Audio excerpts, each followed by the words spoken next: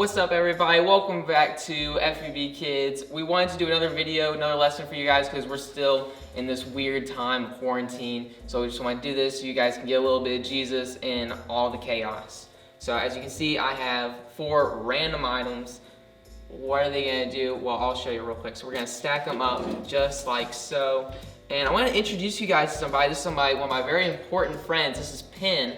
And I used him in Citrus Kid a lot. He's one of my best friends. Sometimes he's happy, sometimes he's sad, but that's okay because he's a ball. Don't tell him that, he's really sensitive. But our lesson today is about self-control. And if the goal for this experiment is for the pen to get inside the mason jar. So if I hit it too soft, see, nothing really happens. Everything goes chaotic. And if I hit it too hard,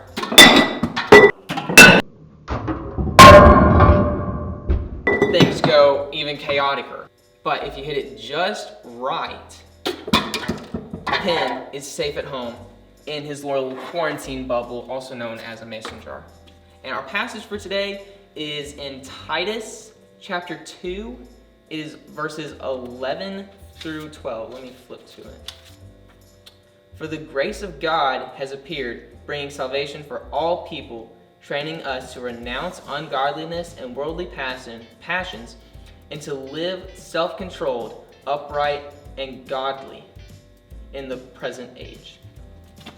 So, you're probably asking yourself, Paul, what does any of this really have to do with being a Christian? Well, glad you asked. Self-control is one of the fruits of the Spirit. It says in the other passages of the Bible, it talks about those. You can look them up for yourself, ask your parents or guardian about those.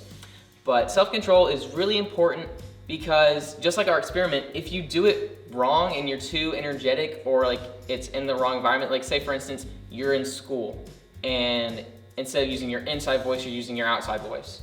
That's not really self-controlled because, well, it's kind of chaotic because you're inside and you're supposed to be, that whole thing. And then, so in that example, you would use your inside voice and that's self-controlled because you want to be energetic and you want to have fun, but you need to do it calmly. That's being self-controlled. God desires for us to live a self-controlled life. Jesus is the perfect example of this because he lived the perfect life. His life was self-controlled in every single way, shape, and form that you can think of. As Christians, if you are a Christian, you're supposed to want to be like Christ. That's what Christian means, is a little Christ. So to be that, you have to be follow his example. And I just want to pray with you guys real quick and we'll head out. And we'll see you next time. Lord God, thank you for this day. Thank you for this time that we can just come together, Lord God.